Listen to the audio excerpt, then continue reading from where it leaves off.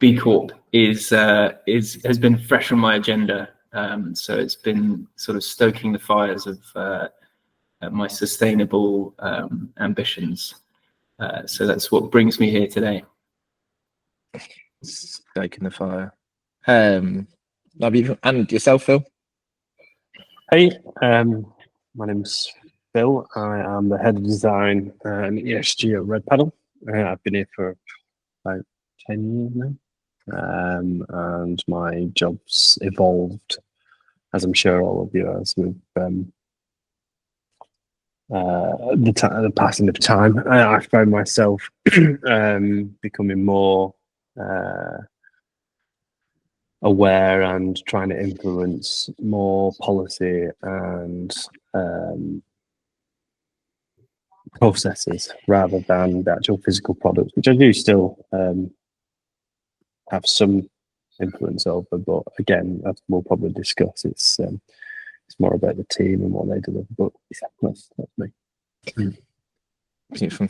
Very, very humble intros. But yeah, we've had the pleasure of working with both of you over the last year or so, or a bit longer with yourself, Phil. And it's not refreshing, because I'd say most businesses that we work with, they want to do it, but you guys have kind of taken it on as it's like one of your absolute business imperatives is everything sustainability, and it's not just like box ticking.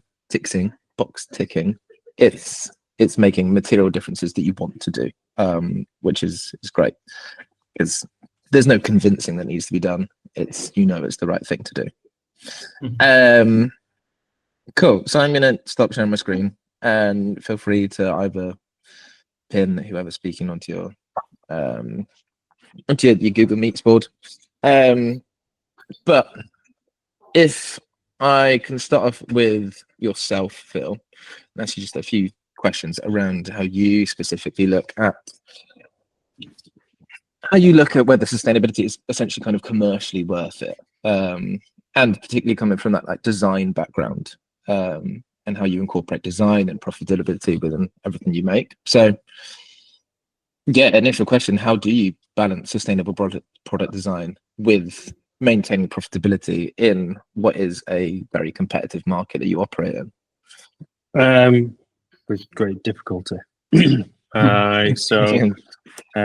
We, as I mentioned just then, it's quite a few of us that are strongly aligned behind a positive goal, because as I'm sure we all agree, like everything is rubbish out there. It's not very good. We need to do the best that we can within our circle of influence. And when it comes to doing work, I've been thinking about this a lot. Well, I think about it a lot, as I'm sure you all do, of how do you add your own agenda to what you're doing? Well, you don't really. It's just who you are. I suppose it's what you believe. And if you're on this call, you probably believe that sustainability and positivity is the way forward. With regards to profit, and like you said, Will, about products, it's not just about products, it's about service as well. And because the purpose of a business, I think, is to offer value to customers in the form of a service or a product. And if you offer value as a product or a service, then part of that should be for profit, or all of it should be profit, because that's the purpose of the business. You get the profit, you put it back in the system, don't you? You support your immediate environment, and if it's not a good product, you won't make any profit. Well, how do you define a good product? Well, does it fulfill your customers' needs and wants? What are your customers' needs and wants?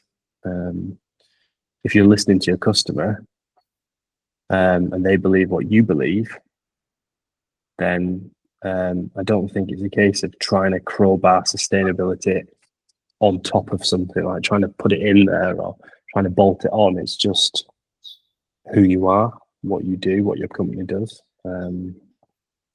It's got to be a good product, because you can have the most sustainable product in the world, But if it's 150,000 times more expensive, you're not going to sell any, are you? So it's looking at it in the round, basically, and trying to balance, trying to take the wins where you can win, and realize when you can't, which is something that I've like struggled with in the past. Is you want to do this, but the world isn't ready to do some of the things that you want to do, and it's sort of coming to terms with that. Yeah, and to kind of go on that and more open to both of you, is it even possible for businesses to prioritize sustainability without compromising on profit margins? What's the driver? It's definitely a challenge, isn't it? But I mean, from our own experience of going through the B Corp certification, as I know a number of you have done who are on this call, it's not just about the profit. Obviously, B Corp is redefining your business as a sort of balanced and benefit corp, and the benefits that brings is to everyone. It's not just your profit margin. It is a challenge to profit, no doubt, and there are but there are ways that, you know, if you embrace all of these all of the other aspects and you incorporate everyone's voices into your processes, then you're going to have a better product at the end of it. You're going to have a better business at the end of it. It's going to work better for the people involved in the business, and therefore you're sort of, I don't know, you're sort of galvanizing everyone towards, you know, maybe a slightly marginally better company, but you know, it's smaller gains, small changes you can make. Yeah, I agree. I think it's all about, as Charlie said, it's about those marginal gains, because change and cultural change is slow. Evolution is a slow process, and while we need fast change and fast approaches, I mean, you need it to be real. You need it. It's like well, we're in the new year now. How many people have started going to the gym and going for a run? It's not going to last. Whereas if you take slow, it's about consistency and about being that northern star, not only as a person in your organization, but also as a brand, and just communicating what you believe and who you are, what you've done and what you're doing and what you're trying to do.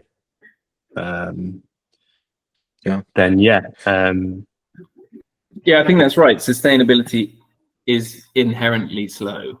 To, you know, sustainable movement, sustainable change isn't quick movement necessarily. It's a shame, because if you look at the environment, obviously a lot of things probably need quicker change, but I think realistically, to make sustainable change, it needs to be considered, and therefore it's sort of baked into the definition, isn't it? yeah, and I think it is something that everyone wants to do, and like everyone wants to be a fantastic business. Everyone wants to do the sustainable choice and do the sustainable thing. But ultimately, you've only got a certain amount of budget to do so, and being in a smaller business, profit is or money talks to a certain extent. You have to have the budget to be able to do so, and you have to drive to create more value. And again, potentially like an open-ended one to both of you. Like, have you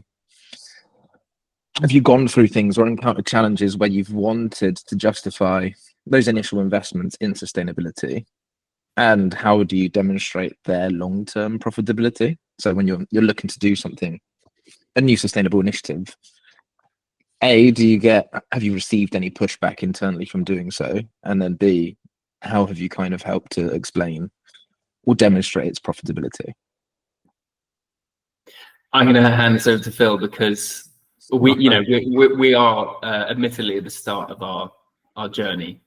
We're just becoming B Corp certified. We've been doing environmentally sustainable things for a number of years, but sort of where I fit into it, it's a new process for the business. I'm really interested to know sort of how to justify these things, because whenever we've made changes or engaged with B Corp, we didn't have to go through. We're a small business. We didn't have to go through all of these hoops to jump through. So I'd be interested to hear from a bigger business, how do you sort of justify to your colleagues, your bosses, your shareholders, when there is an investment? Here we've just done smaller things, and it's a time investment, and it just feels like the right thing to do. So that's why we do it, rather than it just having to push back. Yeah, I mean, I think it depends on your stakeholders and what you're trying to achieve as an organization, because it depends who you talk to, depends where the influence, the power is, and also the interest, the appetite, because there is a consensus in our organization that sustainability, our customers they're not really resonant with it, but there's also a large majority that think there is, and I think it's knowing your customer, knowing what they want, what they need. They might not know what they want. Do you do consumer research at Red Paddle Co? Not enough. No. And we do. Does any of it point to do you ask questions on this kind of stuff?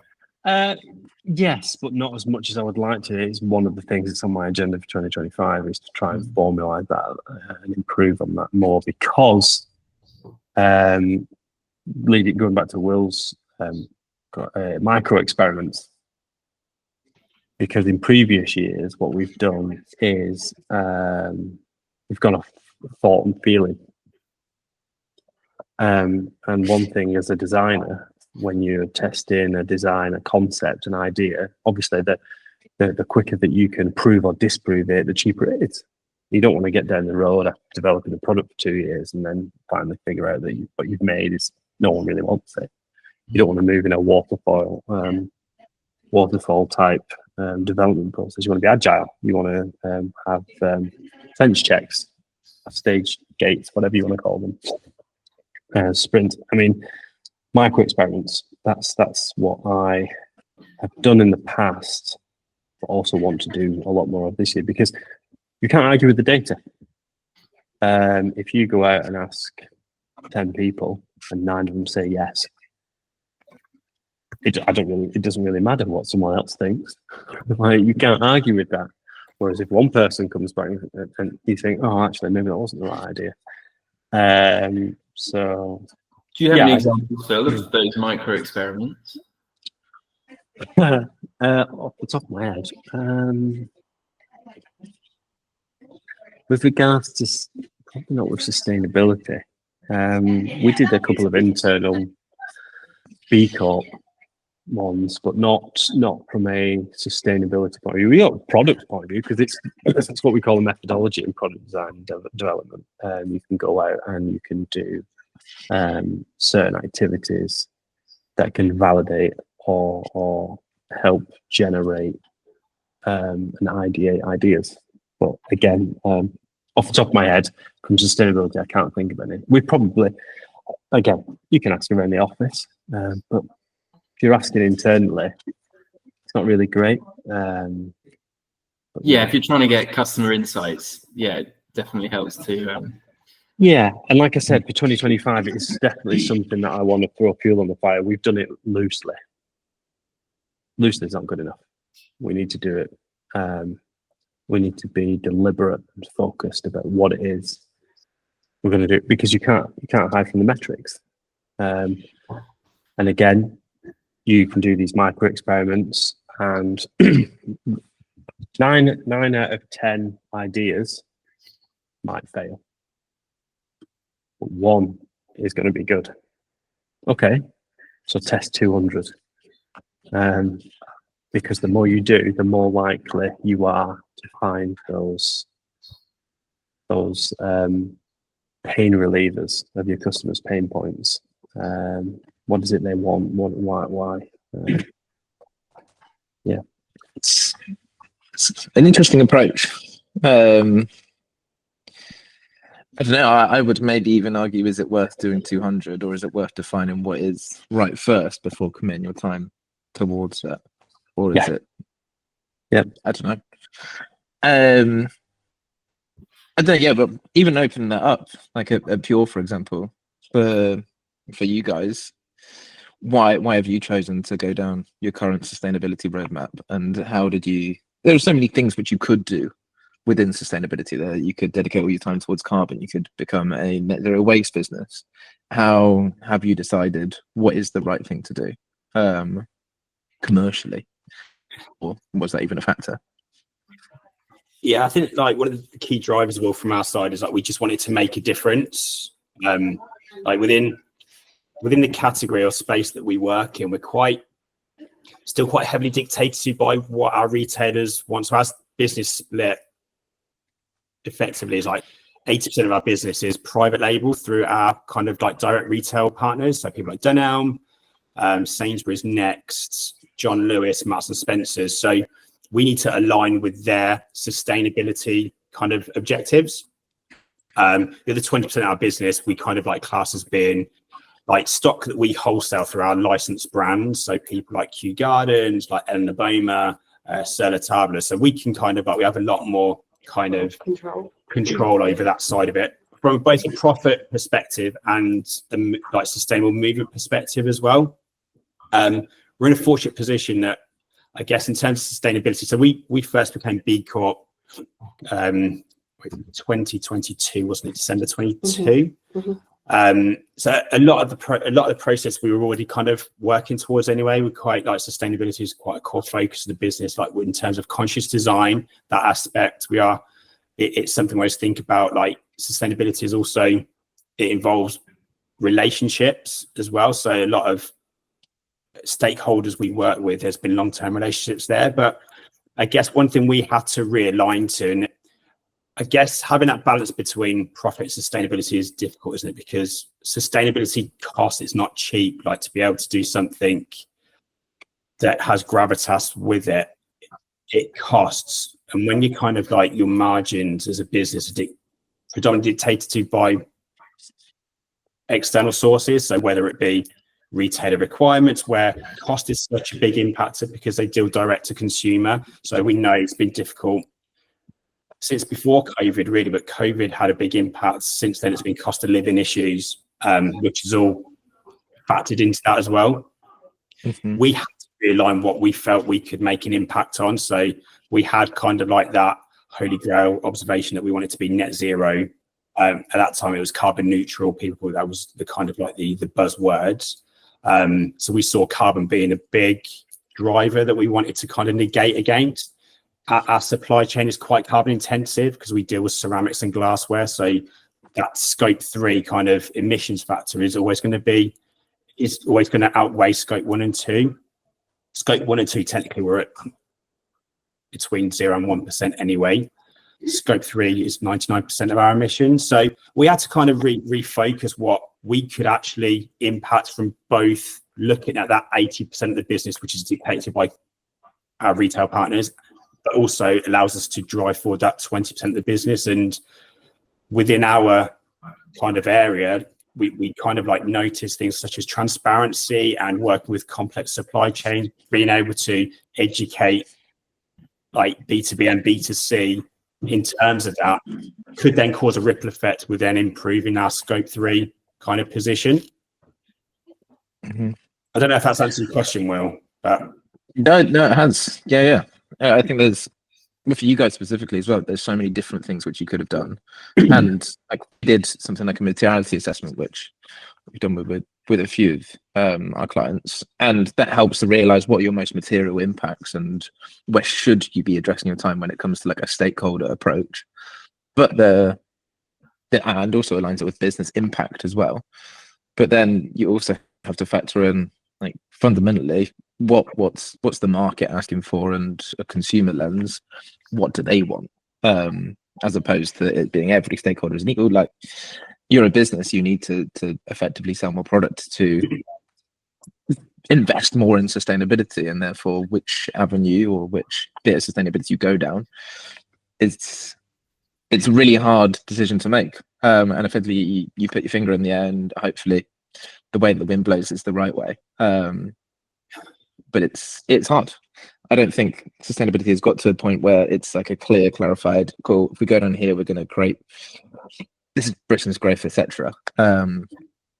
It's a bigger thing as well, Will, isn't it? Sustainability. Like, people have been guilty of, and we've spoken about this a lot, haven't we, that carbon tunnel vision kind of priority, whereas it's such a bigger thing, isn't it? Like, you need to account for like social, like economical kind of factors as well. And I think from our side, to be able to drive sustainability, we need to make sure financially, not necessarily from a profit perspective, because then that kind of like conflicts against the whole B Corp message, but like financial sustainability is massively important for us to be able to drive change.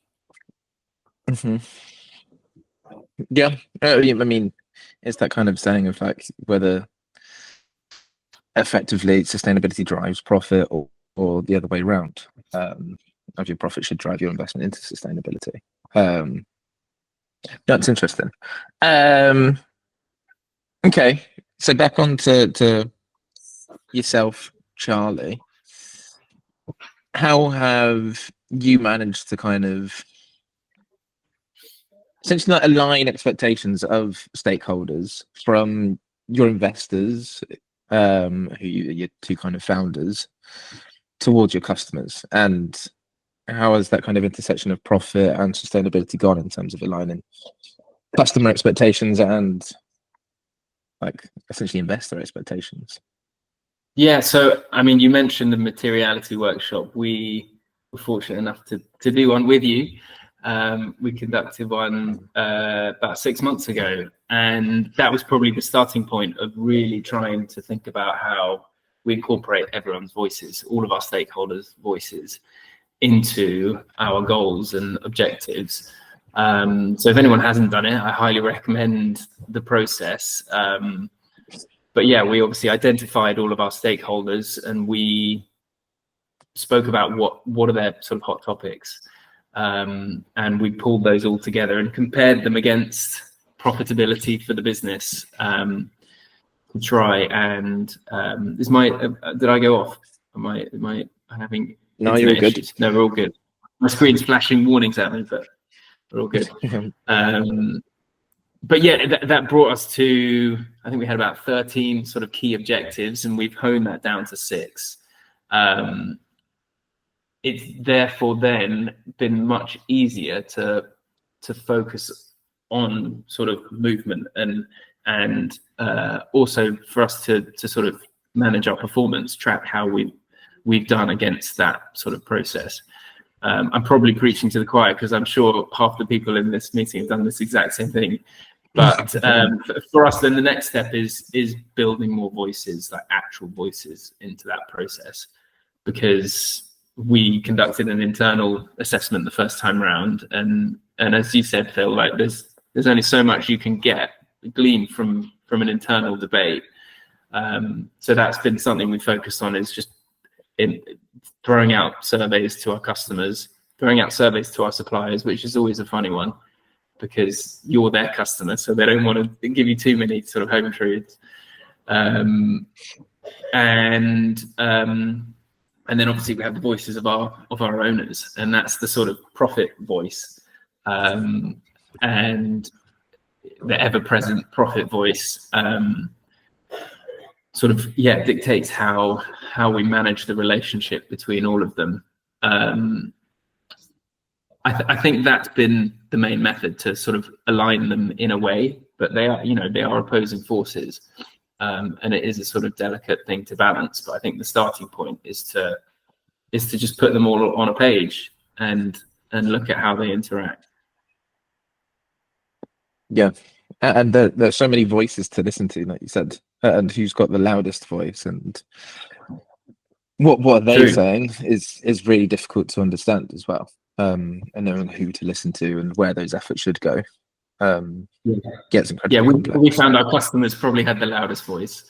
I guess you're sort of trying to balance profitability. Of course, you want to please your customers, so maybe it's trying to further some of the other voices. Yeah, I mean, we found the B Corp process has really allowed us to think about sustainability not just in an environmental perspective, but see it, what are the benefits we can give to all of those stakeholders. That's where I sit now. Partly maybe that's guilt from me knowing that there are certain limitations to what we can do on the environmental side. I think that's what drew me into this whole process. But knowing that I can and we can make the business better for the people who work here and the people who are involved in the business and our customers and suppliers and local community. Those have sort of balanced maybe that some of that guilt that we do sell paper products, and I know that they are certified and it's responsibly sourced paper, but it is still paper, and it is balancing that both in profit but also emotionally. Yeah, I'm sort of rambling now, but no, I agree with you completely, Charlie. I mean, because we make PVC paddleboards. PVC is horrific material. It's not nice. But it's super, super strong, tough, resilient, durable, which is why we use it. But it's looking into those product lifecycle strategies, those sustainable strategies that you can sort of say, look, we can either be good or we can be less bad. At the minute, we can only be good with a couple of things, but we can be less bad with a lot more things. And it's just like you said, putting it all down the paper and go, right, what can we be good at? Okay, we can be good at that. We can add value, can regenerate that area, or we can really facilitate or communicate around that. But this bit, can we be less bad?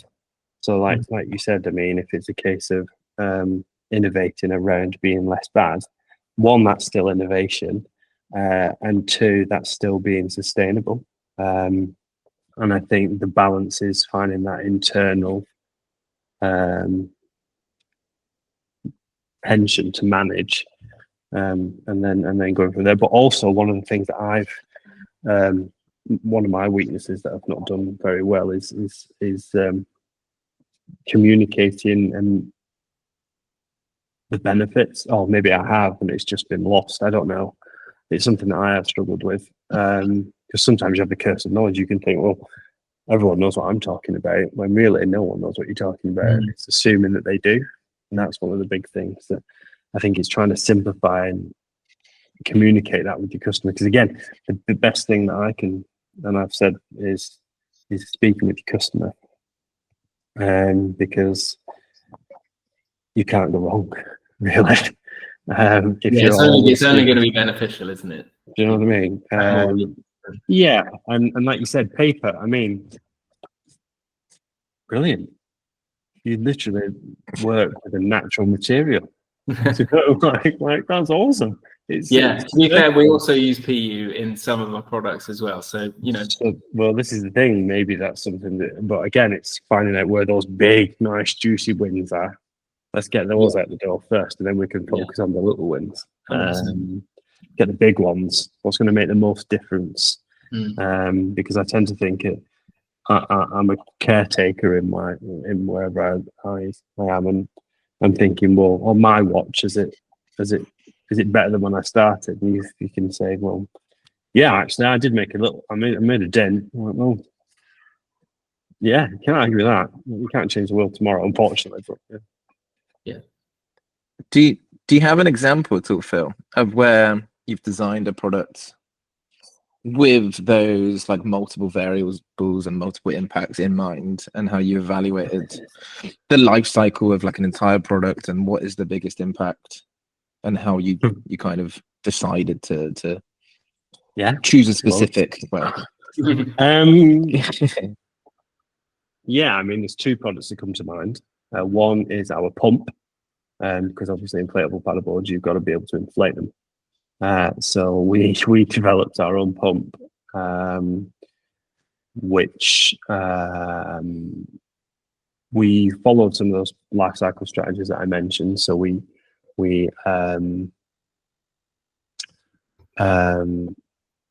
optimize the material, because again, if you're using too much material, you've got to use the right tool for the right job.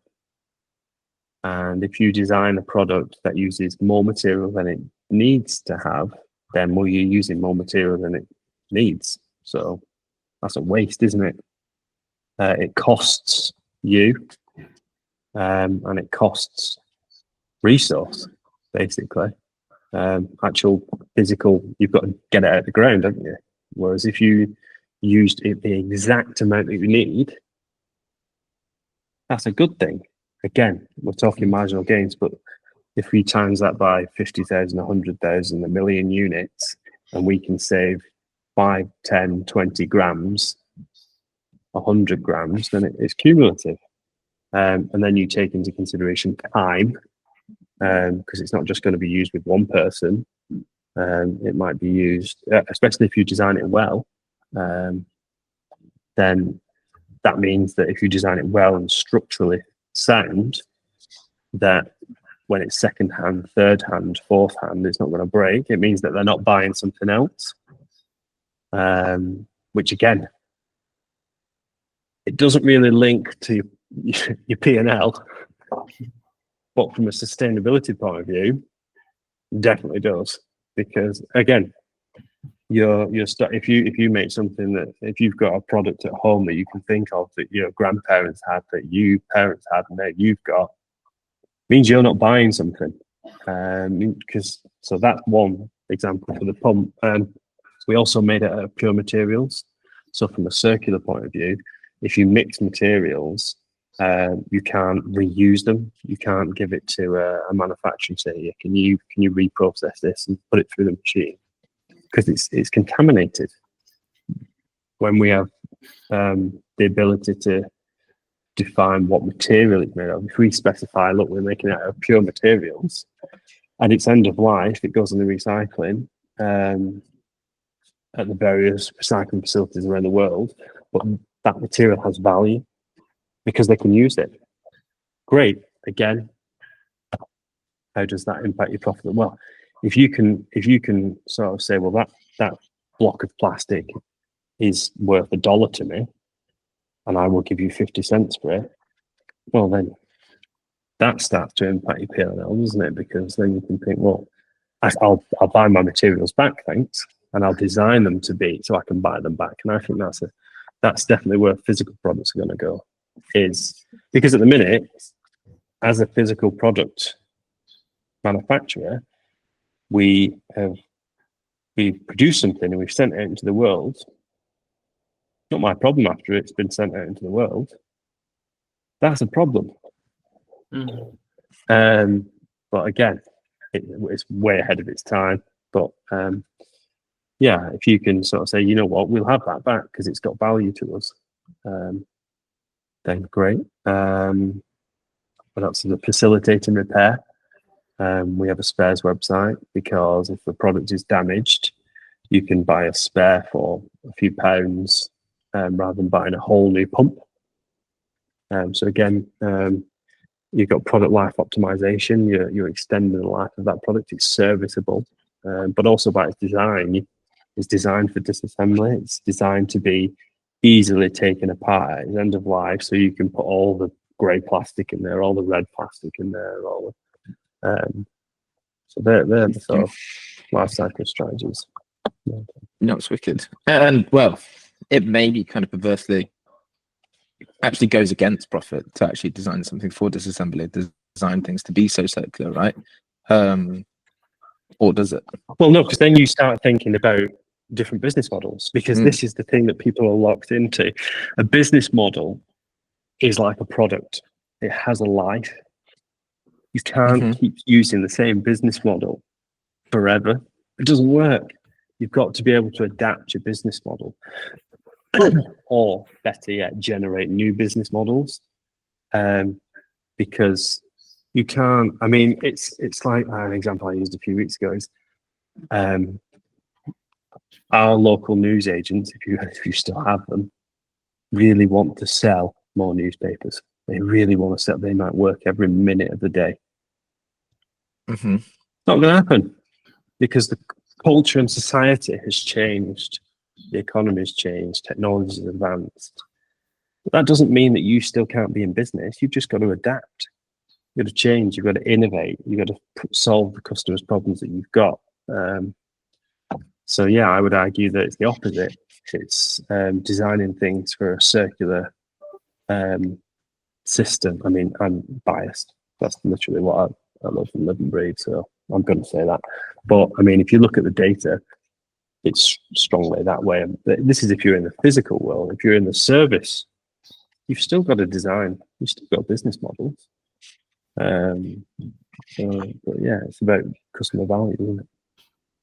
Market fit. It's a pretty good answer in retort to my profit-driven system. I mean, as we're coming to the end almost. So does anyone have any questions they want to ask or fire away? It's a fairly open room. Do you want to ask Charlie or Phil? If not, we'll go into some quick one-on-one little networking, just breakout rooms essentially. If anyone needs to drop off, all good. But if you want to fire away, question. Got James. How, in terms of the general public or your consumers, do you think the mindset is changing of people who consume in terms of where and what they buy, or do you think there's still a lot of work to be done in that respect? I think it depends which demographic you look at, firstly. But yeah, I tend to be a little bit cynical with some of this because we've done our own research. We spoken to our customers, and we have two different customers. We're wholesale business as well as a B2C, but there's a similar thing sort of transpires in that you have a sort of vocalized desire and value that then maybe doesn't necessarily transpire. So particularly with our wholesale customers, we asked everyone, what are your sort of key values? And a lot of the group said that sustainability was high up there. But then the very next question was, when you're looking at a product, what are the most important things? And sustainability was right there at the bottom. But those trade customers are a particular demographic. They are small shop owners around the country. I definitely think with younger people that there is more of an emphasis. Again, I wonder how much of that is sort of vocalized rather than actually sort of voted on with their money. But I do think things are changing. I maybe don't have the pure evidence to back that up. Well, am I okay to share a document in this messages? Will it let me share? Yeah, it should do, I think. I'm just thinking about it while it answers the question. To your end, James, have you found sustainability initiatives or initial discussions around B Corp in the service industry? Have they influenced, I don't know, whether a client chooses to go with you at all? Is it an important factor within the service industry? Yeah, I mean, I was kind of alluding to that in terms of we're quite different in terms of we're not making products, so it's easy for us to do a lot of it. But part of it's why we've done it, really, in terms of the people we want to be working with are demanding this. So although it might eliminate us or remove us from the conversation, or maybe not strengthen our sale to some clients, I'm not too fussed about them, because the whole point of our repositioning and change is to work with people we want to work with that align with our values and want to make the world a better place in some way. So I actually see it as a strength for profitability. And although we're still early, we've just done it, we just launched our new site, it's why we're doing it, not just because that's what I want to be more purposeful with my business and use it for good. And add meaning to it, I do see it as a profit drive as well. So again, I don't necessarily have the answer just yet in terms of we're so early in that change, and we've always tried to work with charities and good people, but we want to turn down work more as well. So yeah, for people we want to be talking to, they're going to be demanding it. And if there's two, with our world, it's pitching. So we might go up against like 5 agencies. A lot of agencies are saying the same thing. And this is why we want to say something different. It might still be other agencies saying similar things, but if there's 1,000 agencies and only 5% of them are B Corp and working with select clients that are changing the world in some way, then we're instantly creating a niche for ourselves and creating some distinction, which is so important in our world. Yeah. It's a competitive landscape with design agencies specifically. It's probably the most B Corp prolific sector, if I'm honest. Rachel, I'm interested to know from your angle as well within the service industry, and particularly like the marketing side. Have you found it to be an influence, becoming B Corp certified? If I'm honest, I don't think we've. I can't categorically say we've attracted business because we're B Corp, but we have clients who are B Corp, and that has added a new dimension to our relationship in that we're on the same page, we share the values, and we're just really happy to be working with each other because of that shared connection, if you like. I think it's helpful in staff recruitment. Definitely seeing that's important for the younger generation to be working with purpose-led businesses. One of the reasons I looked at doing it originally because we wanted to put clear water between us and other agencies, but there are so many agencies now going for B Corp and a lot of PR agencies. So I find the ones local to us are all B Corp now. Gateway, we got there first, but we're still saying the same things. We certainly work with some really good purpose-led businesses. When I asked them, was B Corp, the fact that we were B Corp important to them, they couldn't categorically say that was why they came to us. We're also EO, we're employee owned. That has had a difference. I can categorically say we've attracted business of late because we are employee owned. So slightly different slant on it, but it is about being sustainable and rewarding your employees, etc. Obviously, one of the key values of being B Corp. And I think that's they're medals, aren't they? They're badges of honour. Because if you sort of say we've got this, we've got this, we've got this, if you take a step back and look at it, and it's like you said, it's categorically, it's hard to say, oh, that's the reason, it's that medal, but that's why I came to you. Whereas if you sort of say, no, that's why I came to you, you're like, oh, yeah, because that's who we are.